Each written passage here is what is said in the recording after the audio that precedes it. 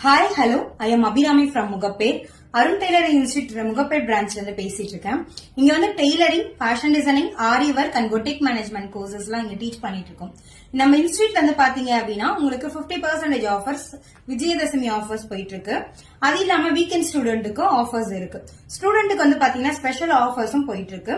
இங்க வந்து ஆரி ஒர்க் வந்து குரூப் கிளாஸஸ் இல்லாம இண்டிவிஜுவல் அட்டென்ஷன்ஸ்லயும் நாங்க இங்க கொடுத்துட்டு இருக்கோம்.